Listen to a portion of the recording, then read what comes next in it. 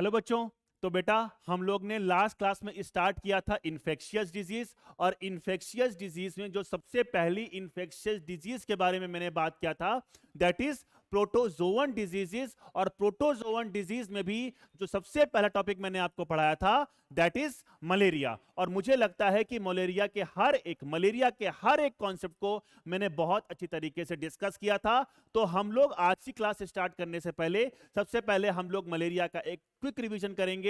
और इस quick revision में हम लोग सबसे पहले देखेंगे बेटा एनसीईआरटी में जो प्लाज्मोडियम की जो लाइफ साइकिल बनी हुई है, जो उसमें लिखा हुआ है, उसको हम लोग एक बार डिस्कस करेंगे। और उसके बाद फिर मैं एक जो छोटा सा पॉइंट जो मेरे लास्ट क्लास में रह गया था, जो कि जिसका है नाम बेटा डायग्नोसिस, उसको हम लोग डिस्कस करके आज एक नया टॉपिक स्टार्ट करेंगे जिसका नाम है अमीबियासिस। और हम लोग ऐसे जैसे प्रोटोजोवन डिजीज पढ़े, उसके बाद हम लोग पढ़ेंगे हेलमिंथिक डिजीज, फिर हम लोग पढ़ेंगे बैक्टीरियल डिजीज, फिर हम लोग पढ़ेंगे वायरल डिजीज, और फिर हम लोग पढ़ेंगे आपका बहुत इंपॉर्टेंट फंगल डिजीज। ठीक है बच्चों, तो मैं कोशिश करूंगा कि इसको छोटे छोटे पार्ट्स में मैं आपको बनाकर आपको हर एक डिजीज से रूबरू करा दूं। ठीक है, और एक लास्ट जो मैं जब ये चैप्टर खत्म हो जाएगा तब मैं एक सेपरेट वीडियो बनाऊंगा ऐसी डिजीजेस के बारे में जो आपकी एनसीईआरटी में सिर्फ नाम मेंशन किया हुआ है, लेकिन इसकी एक एक दो दो तीन तीन चार चार लाइन बेटा मैं आपको बताकर आपको कभी उससे क्वेश्चन आ जाए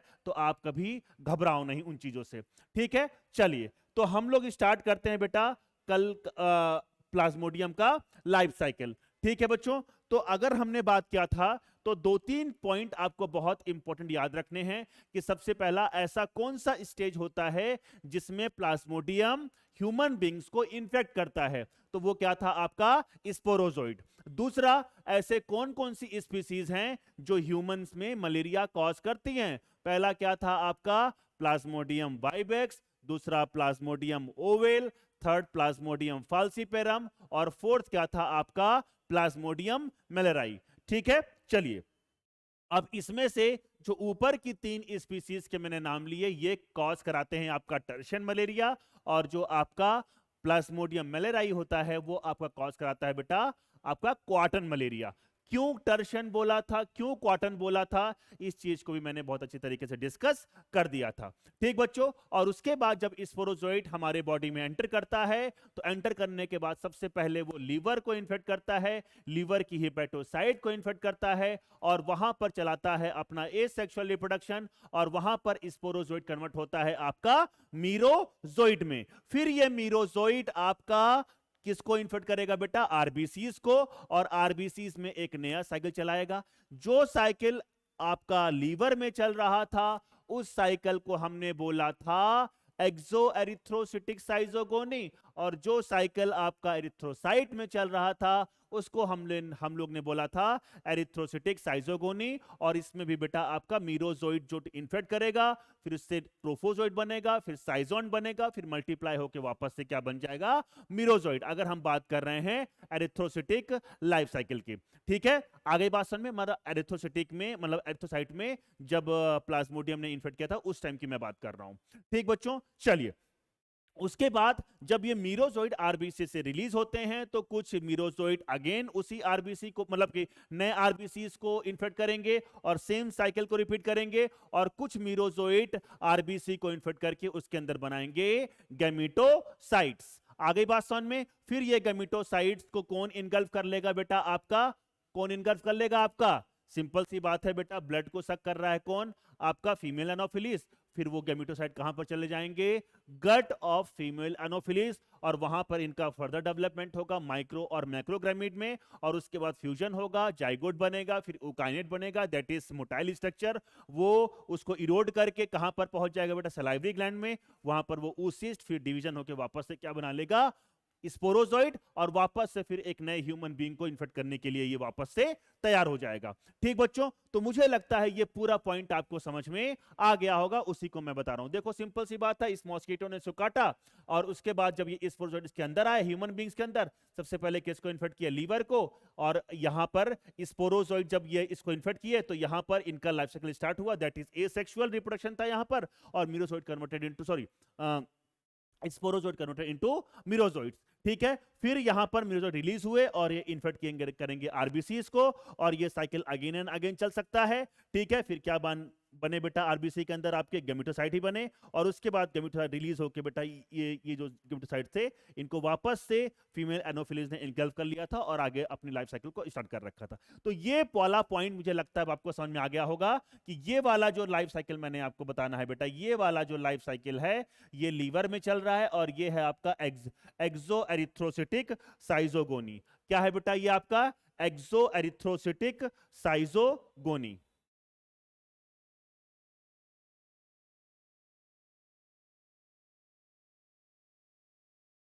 ये मैंने क्या बनाया बेटा आपका, ये वाली जो लाइफ साइकिल है इसको मैंने क्या बनाया है,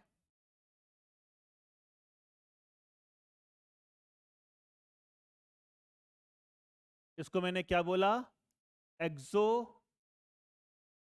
एक्सो एरिथ्रोसिटिक, क्या हो रहा है ये, एक्सो एरिथ्रोसिटिक एरिथ्रोसिटिक साइजोगोनी, साइजोगोनी। ये वाला पॉइंट आपको समझ में आ गया होगा बेटा। और ये वाला जो लाइफ साइकिल जो मैंने आपको बता रखा है, ये वाला लाइफ साइकिल, इसको मैंने बोला था आपका एरिथ्रोसिटिक साइजोगोनी, एरिथ्रोसिटिक साइजोगोनी, क्योंकि ये एरिथ्रोसाइट में चल रहा है, एरिथ्रोसिटिक साइजोगोनी।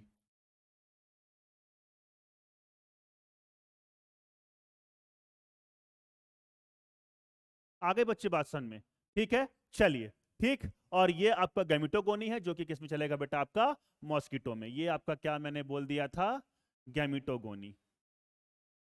तो ये यहां पे लिखने की जरूरत नहीं है, आपको सब पता है। ठीक है बच्चों, अब मैं इसका थोड़ा सा डायग्नोसिस डिस्कस कर देता हूं, जो कि थोड़ा सा इंपॉर्टेंट नहीं है, लेकिन मैं चाहता हूं कि आप कोई भी प्रोस्पेक्ट इसका ना छोड़ें, और इसीलिए थोड़ा सा हम लोग इसको पढ़ लेते हैं। That is diagnosis. इसमें हम लोग फॉर्म करते हैं बेटा स्मीयर का। क्या फॉर्म करते हैं, स्मीयर का फॉर्मेशन करते हैं। दो तरह का स्मीयर होता है बेटा, एक को हम लोग बोलते हैं थिक स्मीयर, और एक को हम लोग बोलते हैं थिन स्मीयर। एक को हम लोग बोलते हैं थिक स्मीयर, और एक को हम लोग बोलते हैं थिन स्मीयर, थिन स्मीयर। और याद रखना कि समझ लो कि एक स्लाइड लिए बेटा, उसमें हम लोग क्या क्या कर दिए, सिंपल सी बात है, कुछ इस तरीके की, जैसे कि अगर हम बात करें, कुछ इस तरीके की हम स्लाइड लेते हैं। ठीक है, यहां भी हम लोग स्लाइड लेंगे।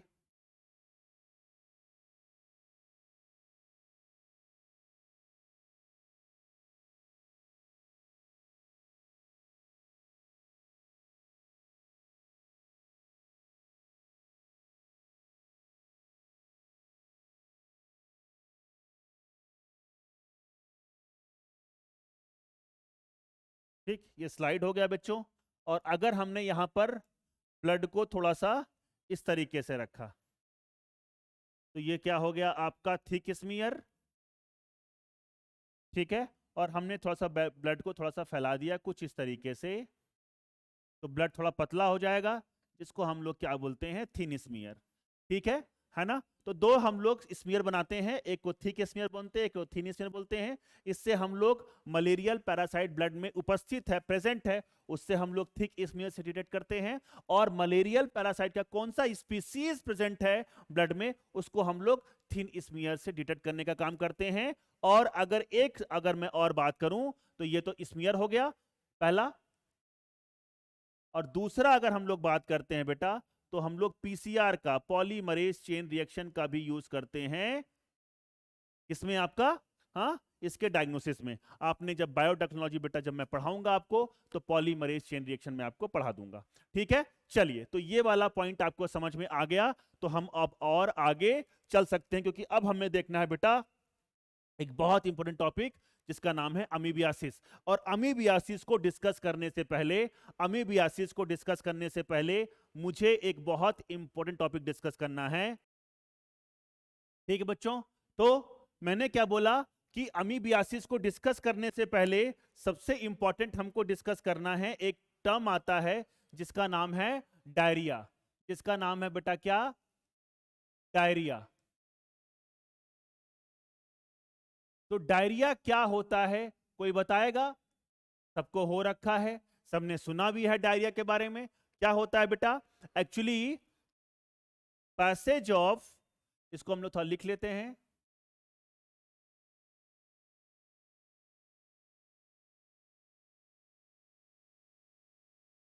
पैसेज ऑफ थ्री और मोर देन 3 स्टूल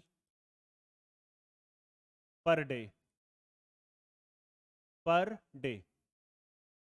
अगर 3 या 3 से ज्यादा बार हम लोग अगर बेटा स्टूल को पास करते हैं तो इस कंडीशन को हम लोग क्या बोलते हैं बेटा? डायरिया। क्या बोलते हैं? डायरिया। बिल्कुल सिंपल सी बात है। ठीक है। अब अगर हम लोग चिल्ड्रन और एडल्ट में बात करते हैं तो अलग अलग पॉजिटिव एजेंट्स हो सकते हैं। जनरली अगर हम चिल्ड्रंस की बात करते हैं बेटा, तो चिल्ड्रंस में ध्यान रखिएगा, अगर हम चिल्ड्रंस की बात कर रहे हैं,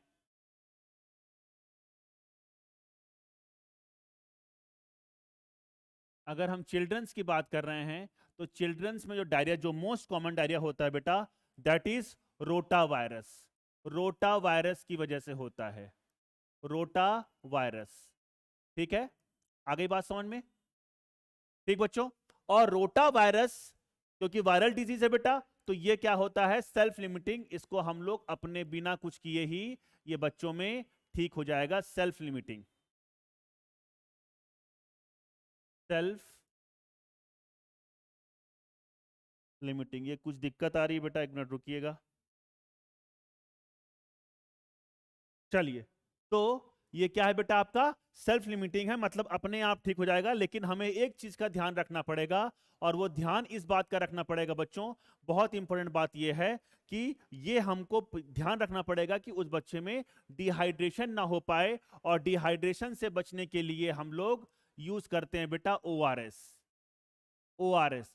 और अगर मैं आपसे पूछूं कि ओआरएस का फुल फॉर्म क्या होता है, तो मुझे उम्मीद है कि आपको जरूर पता होगा, ओरल रिहाइड्रेशन सॉल्यूशन। इससे हम लोग रिहाइड्रेट करने की कोशिश करते हैं बॉडी को, जो कि आपने कई बार इलेक्ट्रॉल के नाम से इसको बेटा पिया भी होगा, जब भी आपको लूज मोशन हुए होंगे तब। ठीक है, अच्छा हाँ, डायरिया को अगर हम बात करते हैं तो डायरिया को हम लोग लूज मोशन भी बोलते हैं।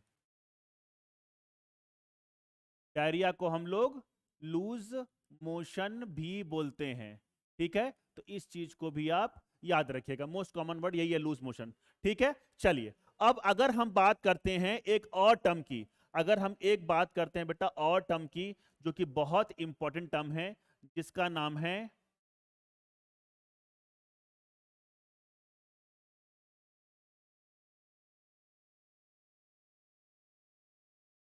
जिसका नाम है डिसेंट्री।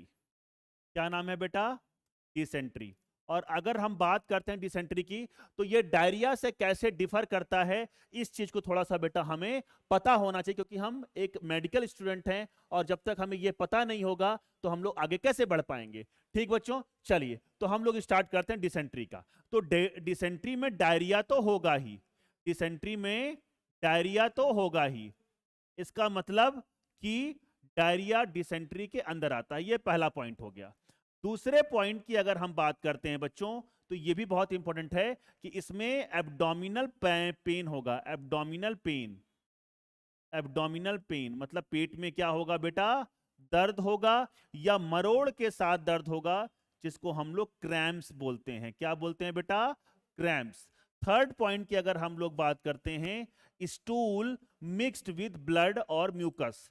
स्टूल जो होता है बेटा, जिसको हम लोग पास कर रहे हैं, मैंने क्या बोला? Stool mixed with blood blood और म्यूकस और म्यूकस। आज थोड़ा बोर्ड किसी वजह से थोड़ा सा अटक रहा है बेटा, मैनेज कर लीजिएगा। ठीक है, ब्लड और म्यूकस इसमें मिक्स होगा, किसमें? स्टूल में मिक्स होगा। ठीक है, और अगर हम लोग फोर्थ पॉइंट की बात करते हैं तो याद रखिएगा फीवर अभी हो भी सकता है और नहीं भी, मे और मे नॉट बी प्रेजेंट, मे और may not be present.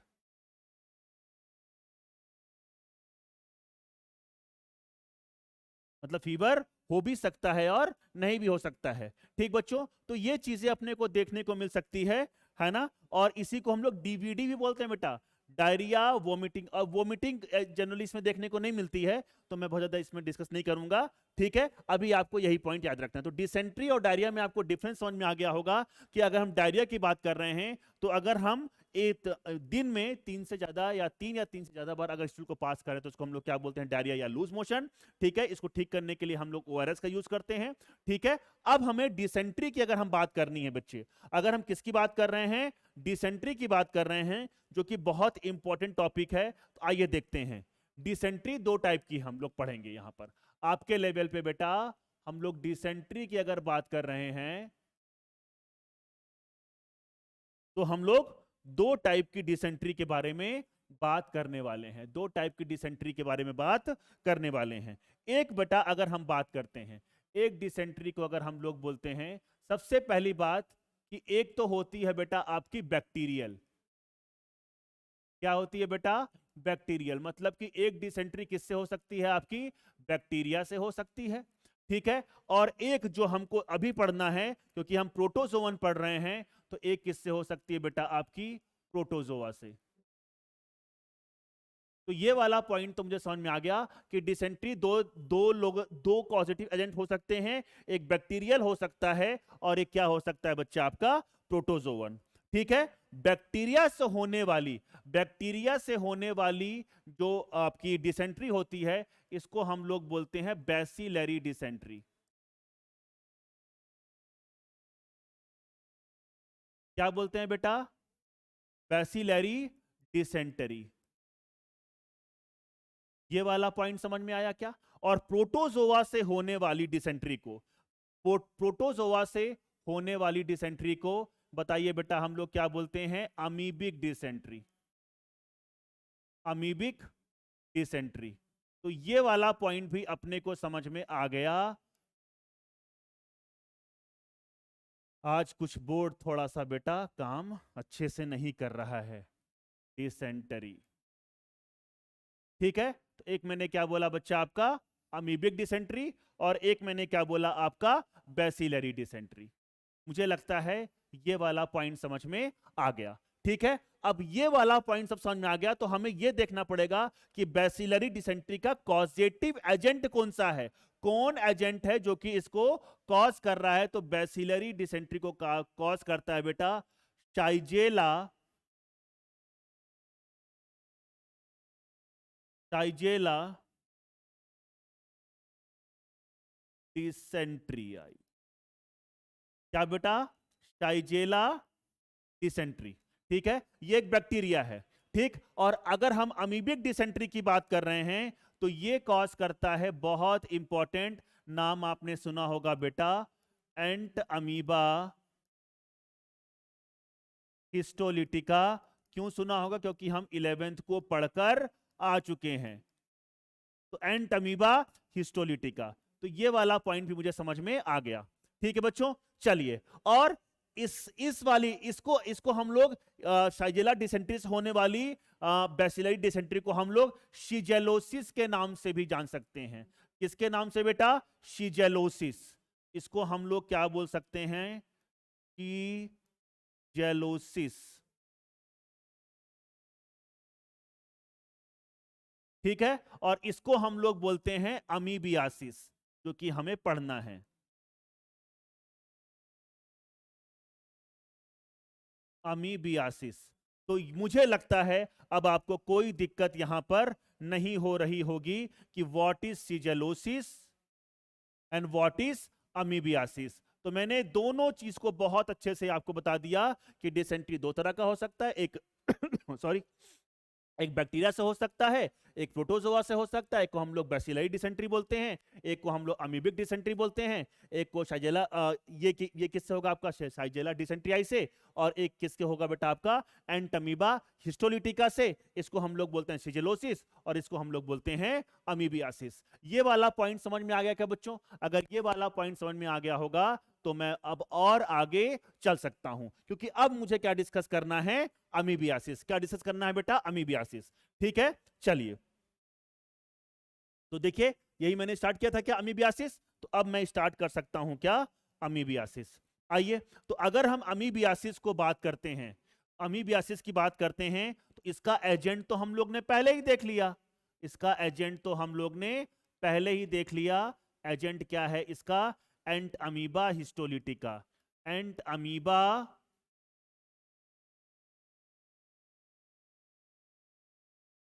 Histolytica.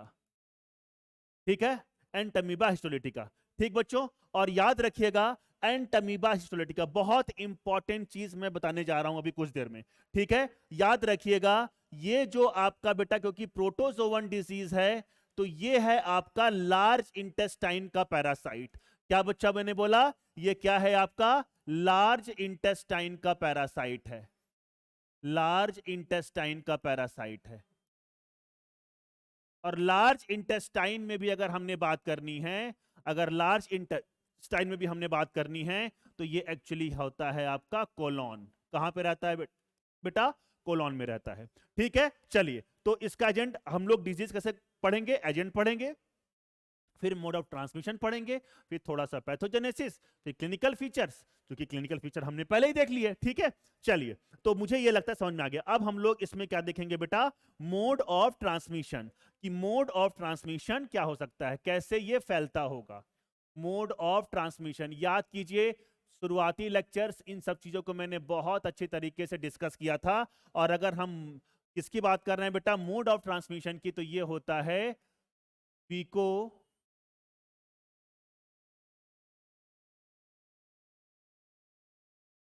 फीको oral route. और फीको ओरल रूट क्या होता है बेटा? कंटामिनेटेड फूड एंड वाटर से फैलता है। ठीक है, फीको ओरल रूट। ठीक है, कंटामिनेटेड फूड एंड वाटर से। और एक चीज याद रखिएगा, house fly act as a mechanical carrier. यहां पर याद रखिएगा बेटा कि इसके ट्रांसमिशन में ये हाउस फ्लाई एक वेक्टर की तरह काम करती है, लेकिन मैकेनिकल वेक्टर की तरह काम करती है। ठीक है, तो हाउस फ्लाई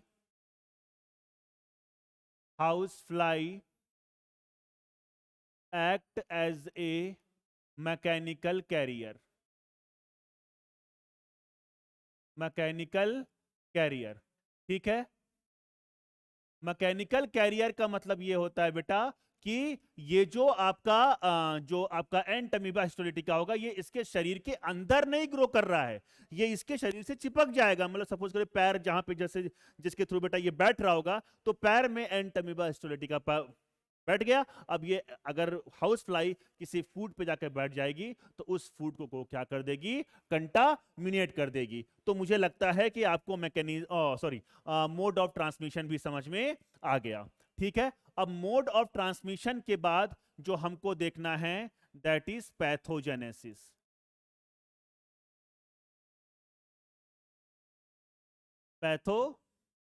पैथोजेनेसिस। तो पैथोजेनेसिस की अगर हम बात कर रहे हैं बेटा, तो हमें बहुत अच्छे से पता है, तो मुझे बहुत अच्छे से पता है बेटा कि ये है आपका कोलॉन। ये मैंने बना लिया ताकि आपको तुरंत किसी चीज का सामना ना करना पड़े। ठीक है, और जो कोलॉन है बेटा, ये जो कोलॉन है आपका, ठीक है, कोलॉन में क्या रहते हैं बेटा? आपके एंटमीबा हिस्टोलिटिका। अब देखिए हिस्टोलिटिका क्या है, इसका मतलब क्या है कि ये कोलॉन की वॉल्स को क्या करते हैं बेटा? इरोड कर देंगे। जब कोलॉन की जब वॉल्स को इरोड कर देंगे, तो मुझे बताइए कि यहां पर म्यूकस मेम्ब्रेन होती है कि नहीं आपके इंटेस्टाइन में? तो म्यूकस यहां पर मिक्स होगा कि नहीं होगा, जब क्योंकि स्टूल जब यहां से पास हो रहा होगा, और साथ ही साथ यहां पर ब्लड भी आएगा। इसका मतलब जब स्टूल बेटा यहां पर जब हम बात करते हैं, मान लीजिए मान लीजिए हमने यहां पर स्टूल की बात कर ली, मान लीजिए हमने यहां पर स्टूल की बात कर ली, और जब यहां पर ये स्टूल पास होगा तो इस स्टूल में मिक्स रहेगा थोड़ा सा ब्लड, ठीक है, और क्या मिक्स हो सकता है यहां पर, म्यूकस। ठीक है, आ गई बात समझ में? तो यही चीज मैंने आपको बताई थी कि यहां पर ब्लड और आपका म्यूकस जो होता है वो मिक्स रहेगा। ठीक है, ये जो मैंने ब्लू कलर से बना रखा है ये क्या है आपका, एंटमीबा हिस्टोलिटिका, एंटमीबा हिस्टोलिटिका, नाम में ही दिया है बेटा। आ गई बात समझ में?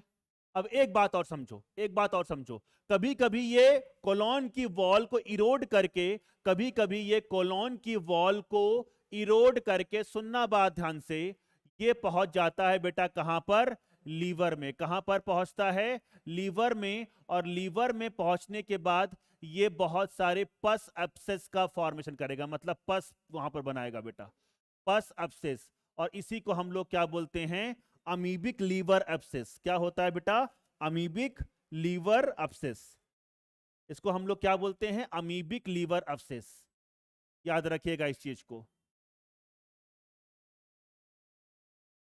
Amoebic liver abscess. इसका मतलब क्या है कि ये आपके लीवर को इन्फेक्ट कर, क्योंकि ये हिस्टोलिटिका है ना बेटा, क्योंकि ये हिस्टोलिटिका है तो वहां पर जाकर जो इसकी हिस्टोसाइट्स होती हैं, आपकी मतलब कहने का मतलब क्या है, जो हिपेटोसाइट्स होती हैं उनको ये तोड़ देगा और वहां पर पस वगैरह का फॉर्मेशन करेगा। और ये एक बहुत बड़ी सर्जिकल इमरजेंसी होती है जिसको एज सुन एज पॉसिबल हमें सर्जरी करके रिमूव करना पड़ता है। तो इस चीज को भी याद रखिएगा, it is a surgical emergency, it is a surgical emergency.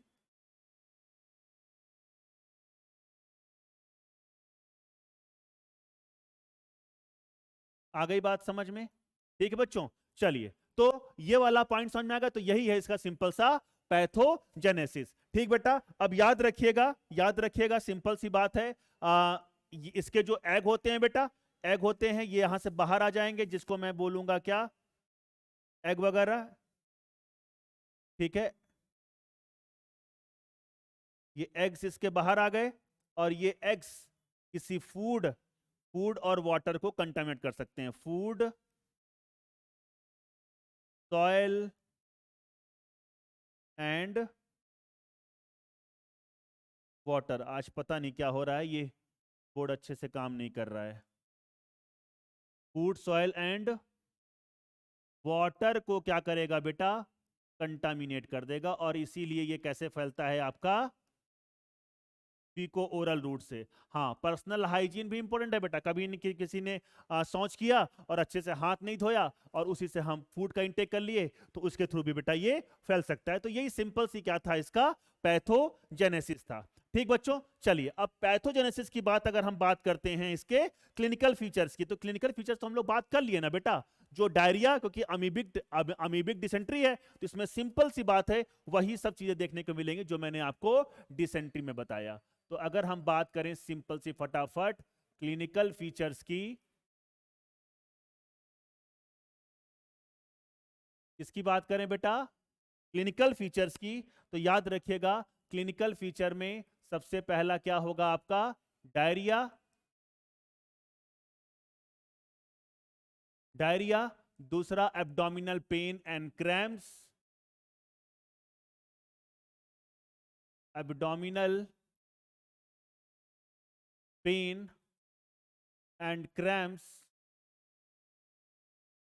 ठीक है, थर्ड क्या, थर्ड बेटा बताओ, stool mixed with with blood and mucus. ठीक है, फोर्थ क्या हो सकता है आपका, फीवर हो सकता है। ठीक बच्चों, और याद रखिएगा फीवर के साथ साथ कभी कभी नौजिया और वॉमिटिंग जैसी कंडीशन भी देखने को मिलती है। Nausea and vomiting, nausea vomiting जैसी कंडीशन भी देखने को मिल सकती है, नौजिया एंड वॉमिटिंग। आ गई बात समझ में? ठीक है, तो ये इसके क्या हो गए बेटा, क्लिनिकल फीचर्स हो गए। अब अगर हम इसके डायग्नोसिस की बात करते हैं, किसकी बात करते हैं बेटा, डायग्नोसिस की अगर हम बात करेंगे तो हम स्टूल एग्जामिनेशन करके इसका डायग्नोसिस करते हैं बेटा। क्या करते हैं, स्टूल एग्जामिनेशन, स्टूल एग्जामिनेशन। और स्टूल एग्जामिनेशन में याद रखना हम लोग यहां पर ओवा या सिस्ट की हम लोग, ओवा या सिस्ट को हम लोग इसमें डिटेक्ट कर लेंगे और पता लगा लेंगे कि किसका क्या है, आपका कि क्या है बेटा, किसका इन्फेक्शन है। और अगर हम डायग्नोसिस के बाद अगर ट्रीटमेंट की बात करते हैं, ठीक है बेटा, तो इसमें आपकी anti anti anti protozoan disease देंगे। जैसे कि एक का नाम होता है आपका, नाम याद नहीं रखते हैं, एंटी प्रोटोजोवन ड्रग्स याद रख लेते हैं, ठीक है, एंटी प्रोटोजोवन ड्रग्स, ठीक है। अगर अगर एंटमीबा हिस्टोलिटिका से है और अगर बैसिलरी डिसेंट्री होगी तो इसके लिए हम लोग यूज करेंगे एंटीबायोटिक्स, उसके लिए हम लोग यूज करेंगे एंटीबायोटिक्स, एंटीबायोटिक्स, ठीक बच्चों। तो ये हो गया आपका पूरा का पूरा अमीबियासिस कंप्लीट। और अगर हम बात करेंगे ट्रीटमेंट, अगर हम लोग बात कर सकते हैं प्रिवेंशन की, तो प्रिवेंशन में क्या, आपका पर्सनल हाइजीन को मेंटेन करना है और अब अच्छे से खाना पीना खाना है, ठीक है, मतलब कि कंटामिनेटेड फूड एंड वाटर का कंजप्शन नहीं करना है। सिंपल सी बात है बेटा, अगर आपको ये चीज समझ में आ गई है तो बहुत ज्यादा आपको और प्रिवेंशन में बताने की जरूरत नहीं है, ठीक बच्चों। चलिए, तो अगर हम लोग अब अमीबियासिस की बात कर लिए, तो अब हम लोग बात कर सकते हैं एक बहुत इंपॉर्टेंट टॉपिक की, जिसका नाम है, बताइए, हेलमिंथिक डिजीजेस। अब किसकी बात करेंगे बेटा हम लोग, हेलमिंथिक डिजीजेस की बात करेंगे, ठीक है बच्चों। तो अपने को यह समझ में आ गया कि यहां पर कोई दिक्कत नहीं है ना। और अगर ट्रीटमेंट के साथ अगर मैं लिखना चाहूं आपका प्रिवेंशन भी, तो ये भी मैं मेंशन कर देता हूं ताकि आपको कोई दिक्कत का सामना ना करना पड़े। प्रिवेंशन की अगर हम लोग बात करते हैं बेटा, तो पर्सनल हाइजीन सबसे ज़्यादा इंपॉर्टेंट होता है, ठीक है। तो यहाँ पर मैं लिख देता हूँ आपका personal hygiene, personal hygiene,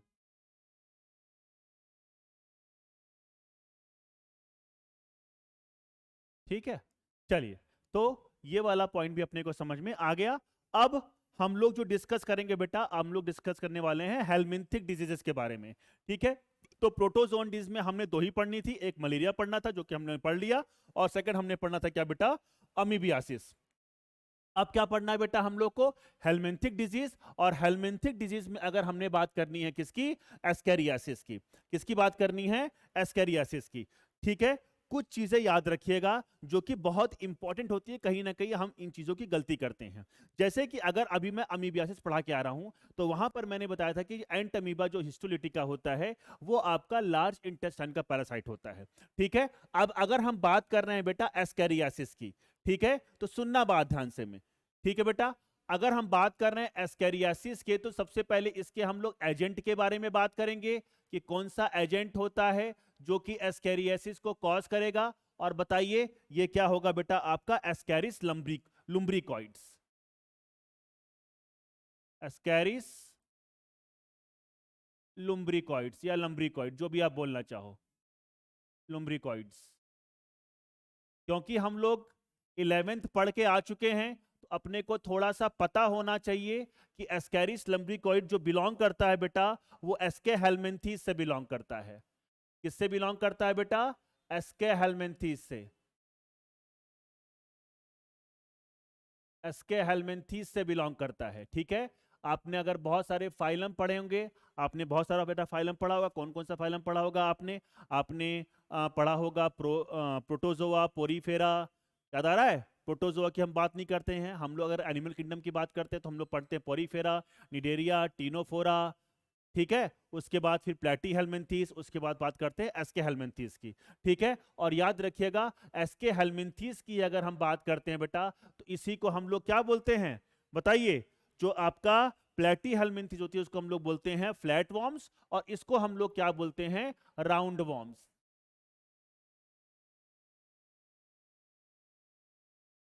round worms.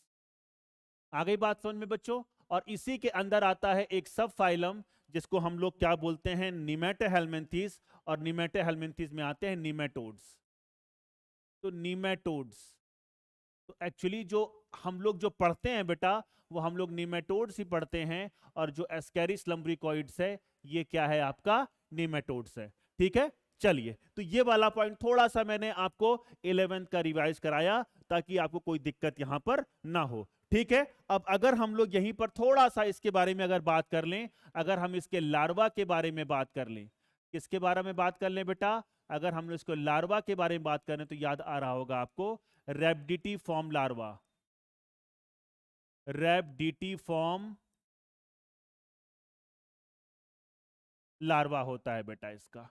ठीक है, चलिए तो ये भी अपने को याद रखना चाहिए ताकि हम लोग, क्योंकि बेटा जब आप पढ़ेंगे क्या, जब आप पेपर देंगे, सिंपल सी बात है बेटा नीट का, तो ऐसा नहीं है कि वो अगर ह्यूमन हेल्थ से पूछ रहा है तो किसी और टॉपिक को वो इंक्लूड नहीं कर सकता है। आजकल जो ट्रेंड देखा जाता है बेटा वो ऐसा ही ट्रेंड है कि बहुत सारे चैप्टर को मिलाकर एक क्वेश्चन बनाया जाता है। ठीक है, चलिए तो मेरी जो प्रयास रहता है वो यही रहता है कि अगर कोई भी टॉपिक अगर किसी और टॉपिक से रिलेट होता है तो मैं उसको रिलेट करके पढ़ाता चला जाऊं। ठीक है, चलिए तो यहां पर हम लोग ने एजेंट पढ़ लिया। एजेंट पढ़ने के बाद हम लोग जैसे कि पढ़ते हैं बेटा इसका मोड ऑफ ट्रांसमिशन। क्या पढ़ेंगे बेटा, मोड ऑफ ट्रांसमिशन। और मोड ऑफ ट्रांसमिशन में मुझे बहुत अच्छे से पता है क्या होगा, बताइए, फीको ओरल रूट। इसका भी क्या होगा बेटा, फीको ओरल रूट। इसका मतलब ये भी आपका कंटामिनेटेड फूड एंड वाटर से ही फैलता है। ठीक बच्चों, अब अगर हम बात करते हैं थर्ड पॉइंट की, दैट इज पैथोजेनेसिस।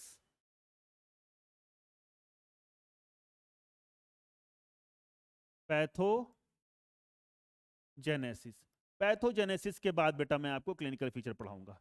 ठीक है, अगर हम बात करते हैं किसकी बेटा, स्मॉल इंटेस्टाइन की। किसकी बात करते हैं बच्चा, आपका स्मॉल इंटेस्टाइन की। ठीक है, तो एक चीज याद रखिएगा कि जो आपका एस्केरिस लम्ब्रिकॉइड्स होता है ये आपका स्मॉल इंटेस्टाइन का पैरासाइट होता है। स्मॉल इंटेस्टाइन का पैरासाइट होता है। अब मुझे बताइए बेटा कि अगर हम स्मॉल इंटेस्टाइन की बात कर रहे हैं तो वहां पर बहुत सारे डाइजेस्टिव एंजाइम भी होंगे। आप कुछ इस तरीके का समझिए कि जब कोई आदमी चिकन खाता है तो चिकन तो डाइजेस्ट हो जाता है, लेकिन ये वाला जो बंदा है भैया जो एस्केरिस लुम्ब्रिकॉइड्स है ये क्यों नहीं डाइजेस्ट हो पा रहा है? क्यों नहीं हो पा रहा है बेटा? क्योंकि इसके सरफेस के ऊपर एक प्रोटेक्टिव लेयर होती है जिसको हम लोग बोलते हैं क्यूटिकल, जो आपने पढ़ा होगा 11th में, क्योंकि थोड़ा थोड़ा पॉइंट मैं आपको यहां पर रिवाइज करवा देता हूं। ठीक बच्चों, तो ये क्यूटिकल के प्रेजेंट होने के कारण जो डाइजेस्टिव एंजाइम हो जब इस पे ऐड करते हैं तो वो क्यूटिकल लेयर उन डाइजेस्टिव एंजाइम को न्यूट्रलाइज कर देता है और जिस कारण ये मर नहीं पाते हैं। ठीक है, तो इस चीज को भी थोड़ा सा याद रखिए क्योंकि छोटे छोटे क्वेश्चन, छोटे छोटे कॉन्सेप्ट हमको पता होने चाहिए। ठीक बच्चों, चलिए तो ये आपके स्मॉल इंटेस्टाइन का क्या है बेटा, पैरासाइट है। अब अगर हम बात करते हैं किसकी बेटा, स्मॉल इंटेस्टाइन की। किसकी बात कर रहे हैं अगर हम लोग, स्मॉल इंटेस्टाइन की, तो कुछ इस तरीके का समझिए। ये मैंने एक ट्यूब लाइक स्ट्रक्चर बना दिया क्योंकि ट्यूब लाइक स्ट्रक्चर ही होता है बेटा आपका। ये मैंने क्या बना दिया, आपका स्मॉल इंटेस्टाइन। ठीक है, अब स्मॉल इंटेस्टाइन में ही ये रहता है। ठीक है, अब ध्यान से सुनना, ध्यान से सुनना तभी हम लोग दूर तक पहुंच पाएंगे बेटा। ठीक बेटा, तो मैंने यहां पर एक चीज बतानी है कि यहां पर एक्चुअली इसकी होती है क्या बेटा, मॉल्टिंग। क्या होती है, मॉल्टिंग।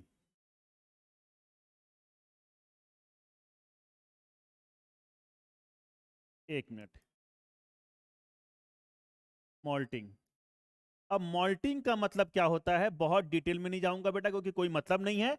याद रखिएगा कि मॉल्टिंग में ये ग्रो करता है। मॉल्टिंग में होता क्या है कि ये ग्रो करता है। इसके मॉल्टिंग के 4 स्टेज होते हैं बेटा। एक तो ये पहली जो मॉल्टिंग होती है, यानी कि जो पहला जो इसकी ग्रोइंग स्टेज होती है वो सॉइल में होती है। दूसरी और तीसरी जो स्टेज होती है इसके मॉल्टिंग की, वो होती है आपकी एल्वियोलाई ऑफ लंग में। हाँ बिल्कुल सही समझे हैं, एल्वियोलाई ऑफ लंग में। और फोर्थ जो मॉल्टिंग जो होती है उसकी, वो होती है आपकी स्मॉल इंटेस्टाइन में। तो यहां पर ये अपने लास्ट ग्रोइंग स्टेज में होता है, याद रखिएगा इस चीज को। ये यहां पर बेटा जो मैंने बना रखा है, ये आपका क्या है, ये आपका क्या है बच्चा, बताइए। ये है आपका एस्कैरिस, ये है आपका एस्कैरिस, एस्कैरिस। ठीक है, ठीक है। तो होता क्या है, ये भी सिंपल सी बात है बेटा, ये भी इरोड करता है, ये भी क्या करेगा, यहां पर इरोड करेगा, यहां पर थोड़ा थोड़ा, क्योंकि यहां पर ऐसे इरोड कर देगा। ठीक है, और ये फिर कहां पर पहुंच जाएगा, ब्लड में पहुंच जाएगा। कहां पहुंचेगा बेटा, ब्लड, ब्लड में। और ब्लड से पहुंचने के बाद ये पहुंचता है आपका, ये पहुंचता है आपका, सिंपल सी बात है, ये कहां पर पहुंच जाएगा आपका, एल्वियोलाई ऑफ लंग में, एल्वियोलाई ऑफ लंग में, एल्वियोलाई ऑफ लंग में। ठीक है, और एल्वियोलाई ऑफ लंग से बेटा ये आपके जैसे मान लीजिए आपने खांसा, तो ये आपके अपर रेस्पिरेटरी ट्रैक्ट में पहुंच जाता है। कहां पर, आपके अपर रेस्पिरेटरी ट्रैक्ट में। ठीक है, और अपर रेस्पिरेटरी ट्रैक्ट ये वाला होगा बेटा, जो कि कॉमन पैसेज होगा आपका। ठीक है, अपर रेस्पिरेटरी ट्रैक्ट की अगर हम लोग क्या कॉमन पैसेज होगा, ये कॉमन पैसेज नहीं बेटा, आपका फेरिंग्स कॉमन पैसेज होता है। ठीक है, तो सिंपल सी बात है, ये जो चीजें मैं बोलता हूं वो ध्यान रखा कीजिए कि मैं कहां पर क्या बोल रहा हूं, ताकि आपका दिमाग खुल सके। रेस्पिरेटरी पैसेज अलग होता है आपका, और फूड पैसेज अलग होता है। ठीक है, चलिए, ठीक है, तो याद रखिएगा ये कहां पर होगा आपका, यहां पर जब पहुंचेगा, यहां ऊपर की तरफ, यहां पर। ठीक है, तो उसके बाद क्या होगा कि जब हम लोग कॉमन पैसेज पे पहुंच जाएंगे, तो कॉमन पैसेज पे क्या होता है कि वापस से इसको डिग्लूनेशन, मतलब कि ये वापस से इनगल्फ कर ले जाएगा आपके स्टमक, और फिर इंटेस्टाइन में ये वापस से पहुंच जाएगा, इंटेस्टाइन में ये वापस से पहुंच सकता है। ठीक है, और वापस से फिर इसकी लास्ट मॉल्टिंग होती है। तो मुझे लगता है कि देखो, मैं आपको पूरी लाइफ साइकिल पढ़ा सकता हूं, लेकिन मुझे नहीं लगता कि इतना आपको जानने की जरूरत है। तो याद रखिएगा, यहां पर याद रखिएगा कि ये जो आपका स्मॉल इंटेस्टाइन है, स्मॉल इंटेस्टाइन में ही क्या होती है, इसकी मॉल्टिंग होती है। ये जो मैंने बना रखा है, ये है आपका स्मॉल इंटेस्टाइन। ठीक है बच्चों, और फिर क्या होगा, यहां से सिंपल सी बात है बेटा, यहां के फीसीज के थ्रू क्या निकलेंगे, फीसीज के थ्रू यहां पर इसके एम्ब्रियोनेटेड एग निकलेंगे, से क्या निकलेंगे, एम्ब्रियोनेटेड एग। ये मैं क्या बना रहा हूं, embryonated eggs, which is mixed with, तो ये है आपका embryonated egg mixed with faeces, embryonated eggs जो हैं बेटा,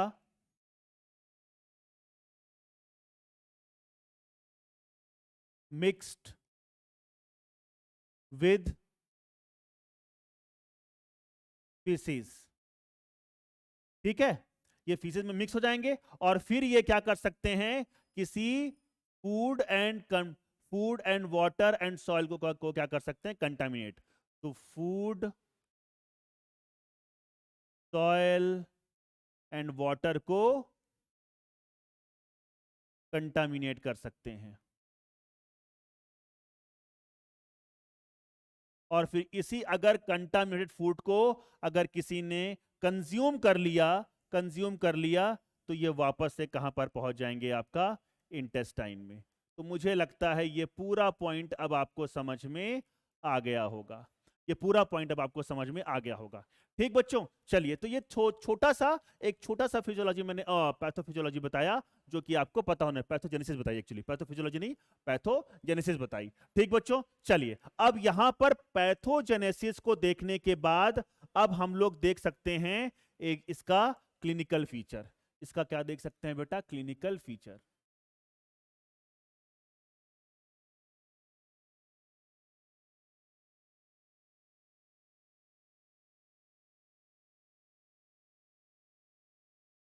सिंपल सी बात है बेटा, अगर हम क्लिनिकल फीचर्स की बात कर रहे हैं, तो सबसे पहला क्लिनिकल फीचर तो मुझे बताइए, आपका एब्डोमिनल पेन एंड क्रैम्सी होगा ना बेटा। Abdominal pain and cramps. ये वाला पॉइंट याद रखिएगा। ठीक बच्चों, ये वाला पॉइंट बिल्कुल भी आपको समझ में आना चाहिए। ठीक बच्चों, अब दूसरी अगर हम बात कर रहे हैं बेटा, तो इसके बाद आपका क्या होगा, ये मैंने अभी बताया कि ये भी वॉल को इरोड कर रहा है, ये भी वॉल को इरोड कर रहा है। इसका मतलब यहां पे इंटरनल ब्लीडिंग होगी कि नहीं होगी, और इंटरनल ब्लीडिंग के कारण इसको एनीमिया हो सकता है बेटा। इंटरनल ब्लीडिंग के कारण इसको क्या हो सकता है, एनीमिया हो सकता है। इंटरनल ब्लीडिंग के कारण इसको क्या हो सकता है बेटा, एनीमिया। ठीक है, चलिए ये वाला पॉइंट भी आपको याद रखना है। अगर हम बात करते हैं थर्ड पॉइंट की, तो ये भी याद रखना है बेटा, it can blocks.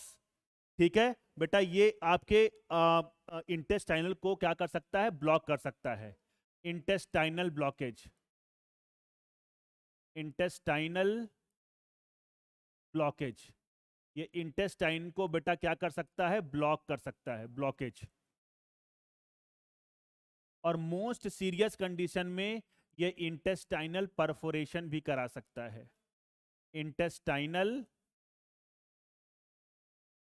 Perforation, intestinal perforation भी ये करा सकता है। तो ये वाला पॉइंट भी अपने को मतलब कि इंटेस्टाइन को ये फाड़ सकता है। ठीक है, तो उसी को क्या बोलते हैं, इंटेस्टाइनल परफोरेशन, या पूरी इंटेस्टाइन को ब्लॉक कर सकता है। तो जब भी जो भी बेटा खाना कंज्यूम करेंगे, उससे क्या हो जाएगा, वो खाना वहां पर फंसने लगेगा और वो पास नहीं हो पाएगा, विच में lead to constipation, initial constipation. ठीक है, चलिए, तो ये वाला पॉइंट भी समझ में आ गया। और अपने को तो पता ही है बेटा, फीवर तो होगा ही ना बेटा इसमें, क्योंकि ये बेटा अपने सीरियसनेस को शो कर रहा है। ठीक है, फीवर के साथ साथ ये एक चीज और कॉज कर सकता है बेटा, दैट इज एलर्जी। एलर्जी, इसके कारण बेटा एलर्जी भी हो सकती है, और एलर्जी को मैंने बहुत अच्छी तरीके से आपको इसी चैप्टर में एक्सप्लेन किया हुआ है। तो ये थोड़े से क्लिनिकल फीचर्स आपको याद रखने हैं। ठीक है, मुझे लगता है यहां तक आपको कोई दिक्कत नहीं होने वाली है। ठीक है, अब अगर क्लिनिकल फीचर अगर हम लोग ने देख लिया, तो इसके बाद अब हम क्या देख सकते हैं बेटा, सिंपल सी बात है, diagnosis.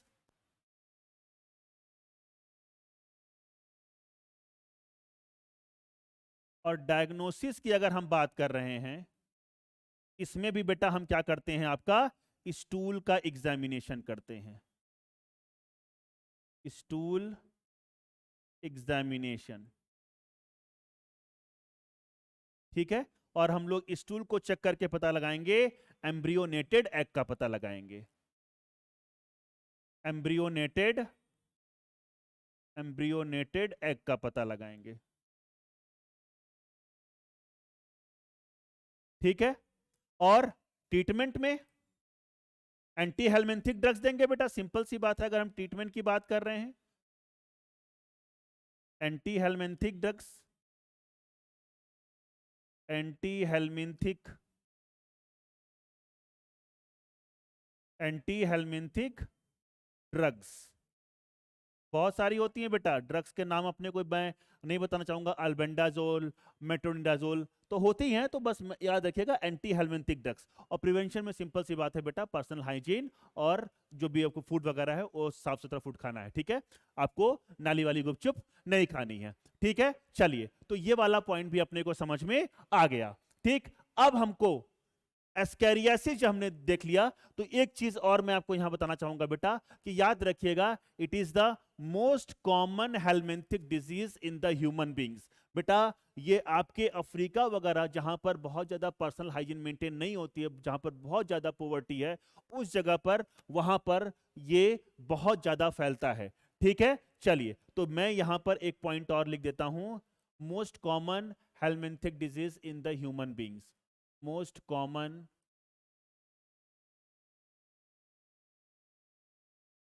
most common helminthic disease, most common helminthic disease in human beings, human beings, ये वाला पॉइंट भी याद रखिएगा, ठीक है। चलिए, तो ये छोटी छोटी पॉइंट्स बेटा जो अपने को पता होना चाहिए वो मैंने आपको बता दिया, ठीक है। अब हमको जो लास्टली पढ़ना है बेटा, वो हमको क्या पढ़ना है, फाइलेरियासिस, ठीक है। क्या पढ़ना है बेटा, फाइलेरियासिस, ठीक है बच्चों, ठीक। तो फाइलेरियासिस की अगर हम लोग बात करते हैं बेटा, तो फाइलेरियासिस को हम लोग एक नाम और देते हैं जिसको हम लोग बोलते हैं एलिफेंटियासिस। क्यों, अभी बता चल जाएगा आपको, एलिफेंटियासिस।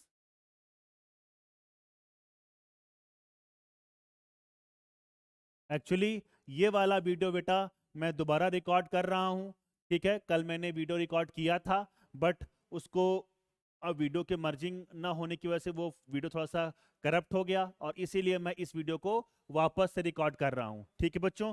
तो मैं पूरी कोशिश करता हूँ कि आपको कोई भी चीज़ आपको गलत ना जाए, और आप हर एक चीज़ को बहुत अच्छी तरीके से बेहतर ढंग से उसको पढ़ पाओ, उसके लिए भले ही मुझे कितनी मेहनत क्यों ना करनी पड़े, ठीक है बच्चों। चलिए, तो कहने का मतलब है कि एलिफेंटियासिस को, अब इसका जो मेन जो एजेंट होगा बेटा, जैसे कि हम लोग हर डिजीज में देखते हैं वैसे इसमें भी देखेंगे। अगर हम एजेंट की बात करते हैं, देखो बेटा, ये जो इसमें कोई कॉन्सेप्ट नहीं है, इन डिजीजेस में कोई कॉन्सेप्ट नहीं है बच्चे। यहां पर आपको एकदम फैक्चुअल क्वेश्चंस आएंगे कि ऐसा होता है तो होता है। तो मैं आपको प्रॉपर तरीके से नोट्स बना कर दे रहा हूं, और जो भी एक्स्ट्रा पॉइंट होते हैं वो भी मैं आपको बना कर, ताकि आपको कोई दिक्कत ना हो, ठीक बच्चों। चलिए, तो अगर हम एजेंट की बात करते हैं, तो इसका जो एजेंट होता है, याद रखिएगा क्या होता है, बताइए कोई, अगर आपको पता होगा तो बिल्कुल पता होना चाहिए बेटा। वुचरेरिया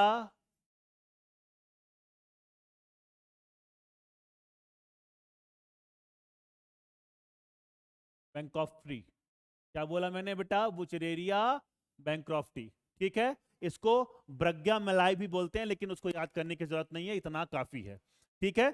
चलिए, तो अगर हम बात करते हैं एजेंट के बाद, जो मोड ऑफ ट्रांसमिशन है ये इंपॉर्टेंट है बेटा, इसका मोड ऑफ ट्रांसमिशन इंपॉर्टेंट है, वो याद रखिएगा।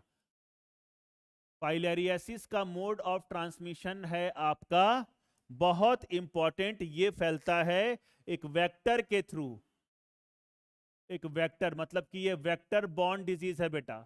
जैसे कि जब मैंने आपको मलेरिया पढ़ाया था, तो मलेरिया भी क्या है आपका, वेक्टर बॉर्न डिजीज है। वैसे ही फाइलेरियासिस, जिसको हम एलिफेंटियासिस भी बोलते हैं, ये भी आपका क्या है बेटा, वेक्टर बॉर्न डिजीज है। और अगर वेक्टर बॉर्न डिजीज है तो हमें ये बात पता होनी चाहिए कि कौन सा वेक्टर होगा, बताइए, क्यूलेक्स मॉस्किटो।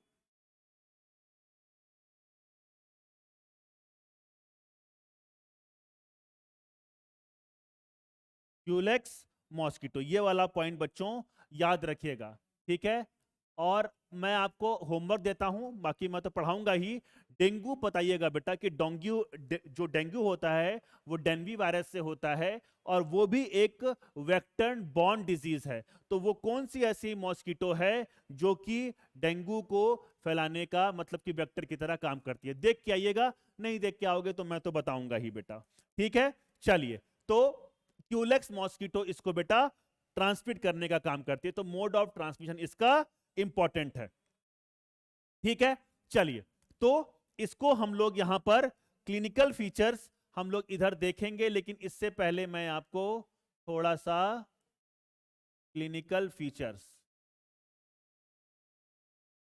को देखने से पहले, ठीक है, मैंने यहां पर क्लिनिकल फीचर लिखना है। उससे पहले बेटा मैं आपको थोड़ा सा यहां पर एक चीज पढ़ाना चाहूंगा, इसकी पैथोजेनेसिस, इसकी पैथोजेनेसिस,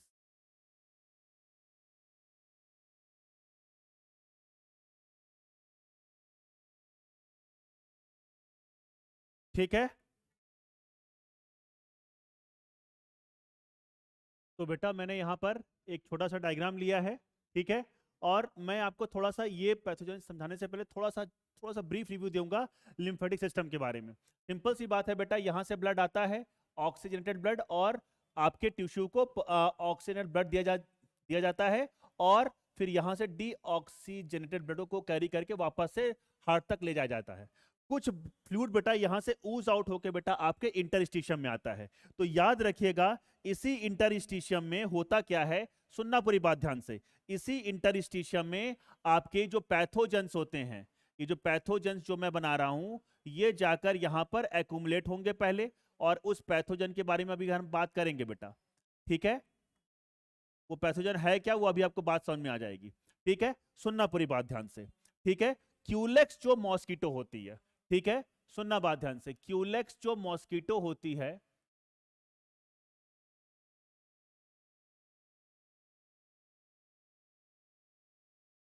मॉस्किटो जो होती है बेटा, ध्यान रखना एक सिंपल सी और इंपॉर्टेंट चीज। ठीक है, हाँ, क्यूलेक्स मॉस्किटो की बात करना, इसके अंदर बेटा इसका लार्वा होता है, किसका, आपका वुचरेरिया बैंक्रॉफ्टी का, और उस लार्वा का नाम होता है माइक्रोफिलेरी, माइक्रोफिलेरी लार्वा। ठीक है, अब ये माइक्रोफिलेरी लार्वा ब्लड से निकलकर कहां पर आ जाता है, आपके इंटरस्टिशियम में। यहां पर दिख रहा है ये जितने भी मैंने ब्लैक डॉट्स बनाए बेटा, ये आपके हैं माइक्रोफिलेरी लार्वा, माइक्रोफिलेरी।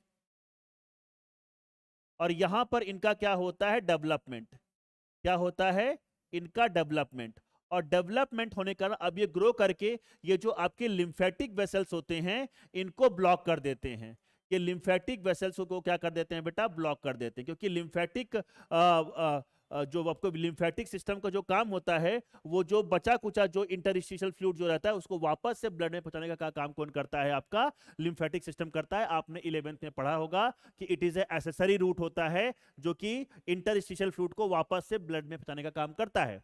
ठीक है, तो होता क्या है कि याद रखना ये जो आपके पैथोजेंस होते हैं ये इसके लिम्फेटिक वेसल्स को करते क्या हैं कि ये इसको ब्लॉक कर देंगे, और जो ब्लॉक कर देंगे तो यहां से इंटरस्टिशियल फ्लूइड वापस से ब्लड में नहीं पहुंच पाएगा, और यहां पर बहुत सारा इंटरस्टिशियल फ्लूइड का एक्युमुलेशन होने लगेगा। बहुत सारा इंटरस्टिशियल फ्लूइड यहां पर एक्युमुलेट होगा, और due to accumulation of interstitial fluid, यहां पर इंटरस्टिशियल फ्लूइड का क्या होगा बेटा, एक्युमुलेशन, और may lead to oedema, due to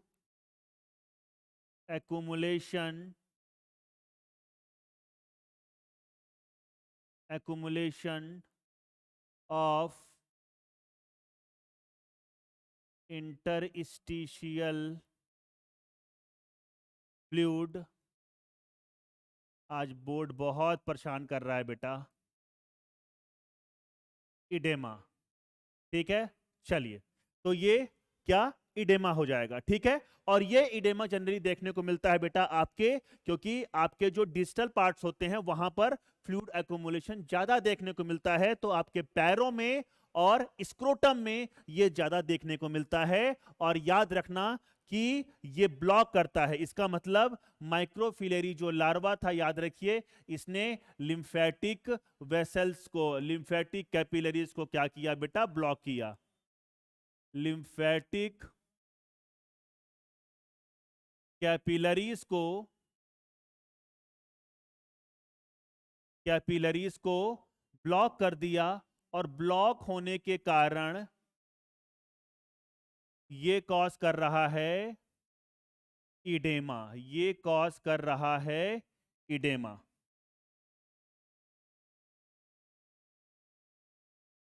ठीक है, और ये इडेमा जनरली देखने को मिलता है आपके लोअर लिम्स में,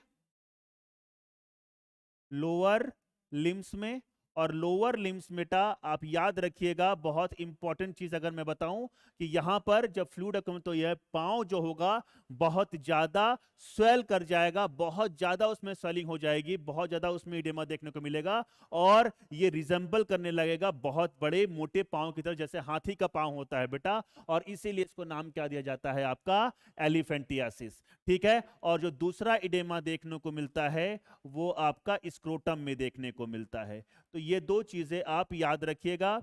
और अगर ये इन्फेक्शन हो गया लोअर लिम्स में, अगर बहुत ज्यादा इडेमा देखने को मिल रहा है स्कूटम में, तो यहां पर सर्जिकल इंटरवेंशन की जरूरत पड़ेगी और यहां पर सर्जरी करनी पड़ेगी और कोई चारा नहीं रहेगा। ठीक है, इनिशियल दौर में आप माइक्रोफिलरी लार्वा को अगर पहले ही ब्लड में डिटेक्ट कर लेते हैं तो आप मार सकते हैं, लेकिन जब ये सब चीजें हो जाएंगी तो इसका ट्रीटमेंट भी याद रखिएगा कि इसका ट्रीटमेंट सिर्फ और सिर्फ क्या होने वाला है, सर्जिकल इंटरवेंशन, सर्जरी।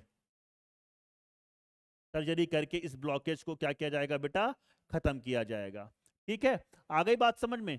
ठीक है, तो मुझे लगता है ये वाला पॉइंट में समझ में आ गया कि क्यूलेक्स मॉस्किटो के अंदर क्या होगा, आपका माइक्रोफिलरी लार्वा होगा बेटा, जो लिम्फेटिक कैपिलरीज को क्या करेगा, ब्लॉक कर देगा। जब ये ब्लॉक कर देगा तो इंटरस्टिशियल फ्लूइड यहाँ पर एक्युमुलेट होने लगेगा, क्योंकि ये इंटरस्टिशियल फ्लूइड को कहाँ पर ड्रेन होना था, ब्लड में ड्रेन होना था, लेकिन ये ब्लड में ड्रेन नहीं हो रहा है और यहाँ पर ये एक्युमुलेट हो जा रहा है। और एक्युमुलेट होने की वजह से हुआ क्या बच्चे, कि यहाँ पर इडेमा देखने को मिला। ठीक है, और ये इडेमा जनरली कहां पर देखने को मिलता है, आपका लोअर लिम्ब और स्कूटम में। और अगर ये चीज हो गई है तो इसका मतलब हमें सर्जरी करके ही इन चीजों को रिमूव करना पड़ेगा, अदरवाइज हम नहीं कर पाएंगे। ठीक है बच्चों, चलिए, तो मुझे लगता है ये वाला पॉइंट भी अब आपको समझ में आ गया होगा। तो पैथोजेनेसिस अगर समझ में आ गया, ठीक है, अगर तो यही तो होगा बेटा, इसका क्लिनिकल फीचर यही तो होगा ना बेटा। तो अगर हम बात करते हैं किसके, अगर इसके क्लिनिकल फीचर की अगर बेटा हम बात करते हैं, ठीक है बच्चों, ठीक है, तो मुझे लगता है ये वाला पॉइंट अब आपको समझ में आ गया। तो क्लिनिकल फीचर में मैं बहुत ज्यादा डिटेल में नहीं जाऊंगा बेटा, सिंपल सी बात है, आपको दो चीजें याद रखनी है, swelling, swelling in lower limb, lower limb, lower limbs and scrotum, scrotum.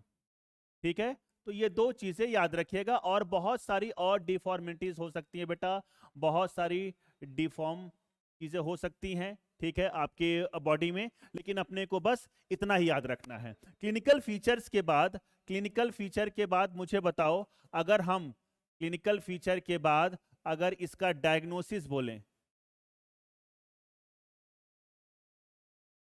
Diagnosis, तो याद रखिएगा बेटा, इसमें हम लोग क्या करेंगे, ब्लड एग्जामिनेशन करेंगे। और ब्लड एग्जामिनेशन में हम लोग माइक्रोफिलेरी लार्वा को डिटेक्ट करने की कोशिश करेंगे। तो माइक्रोस्कोपिक एग्जामिनेशन होगा, ब्लड एग्जामिनेशन, जिसको हम लोग क्या बोलेंगे, माइक्रोस्कोपिक एग्जामिनेशन, ब्लड एग्जामिनेशन। आ गई बच्चे बात समझ में? और इसमें हम लोग माइक्रोफिलेरी लार्वा को क्या करेंगे, डिटेक्ट करेंगे। माइक्रोफिलेरी, माइक्रोफिलेरी जो लार्वा होगा उसको हम लोग क्या करेंगे बेटा, डिटेक्ट करेंगे, डिटेक्ट करेंगे। आ गई बात समझ में?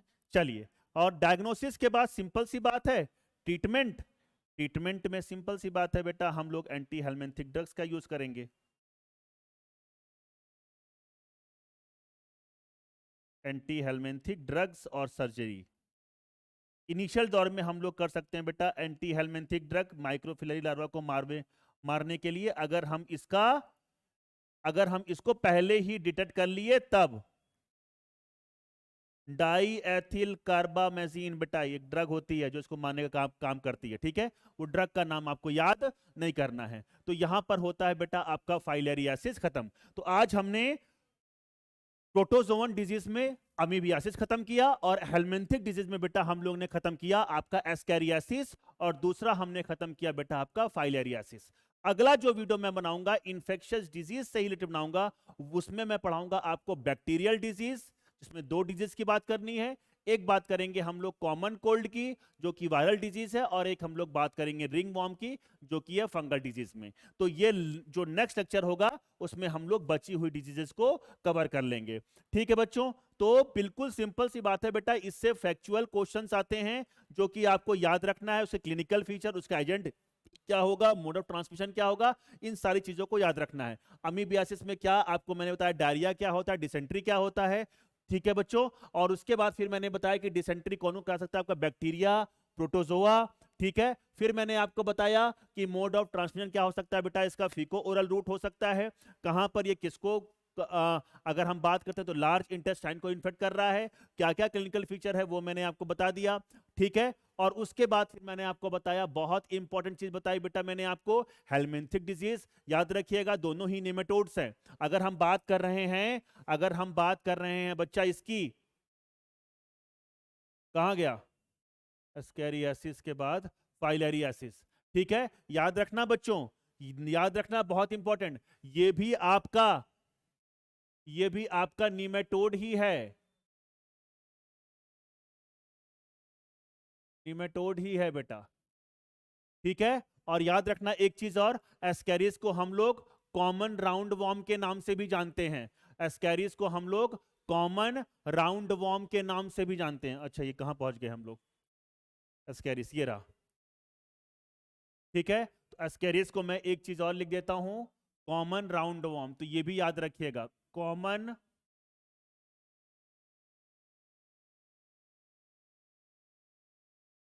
Round warm. एक्चुअली मैंने सोचा था कि इसी वीडियो में मैं पूरा कवर कर दूंगा, लेकिन मुझे लगता है कि बेटा बोर्ड आज साथ नहीं दे रहा है। कोई बात नहीं, इसको हम लोग अगली क्लास में जो बचा हुआ है उसको भी हम लोग डिस्कस कर लेंगे, ठीक बच्चों। तो इसको पढ़ के आइए, फैक्चुअल क्वेश्चंस हैं, बहुत ज्यादा इसमें डिटेल में जाने की जरूरत नहीं है आपको, बहुत ज्यादा आपको ट्रीटमेंट पे जाने की जरूरत नहीं है, बस 2-3 चीजों पर ही ध्यान देना है आपको। एक तो इसका एजेंट क्या है, मोड ऑफ ट्रांसमिशन क्या है, थोड़े से क्लिनिकल फीचर्स आपको याद रखने हैं, और थोड़ा सा आपको अगर किसी का जो आपके एनसीईआरटी में पैथोजेनेसिस दे रखा है उसी चीज को मैंने यहां पर पढ़ा रखा है बेटा, ठीक है। तो इसको आप अगेन एंड अगेन देखिए। अगली क्लास में हम लोग जो डिस्कस करेंगे वो एक बहुत इंपॉर्टेंट टॉपिक होगा बेटा, वो भी जिसमें हम लोग डिस्कस करेंगे आपका बैक्टीरियल डिजीज, जिससे होता है बेटा आपका, हम अपने को डिस्कस करना है टाइफाइड और निमोनिया डिस्कस करना है, ठीक है। और भी होती हैं लेकिन वो जो छोटे छोटे पॉइंट्स हैं वो मैं उसको बाद में डिस्कस कर दूंगा, ठीक है बच्चों। चलिए, तो आज मेरी थोड़ी तबीयत भी ठीक नहीं है बेटा, तो इसको हम लोग अगली क्लास में डिस्कस करेंगे, ठीक है। तो ध्यान रखिए, अच्छे से बेटा पढ़ाई करते रहिए, तब तक के लिए थैंक यू सो मच।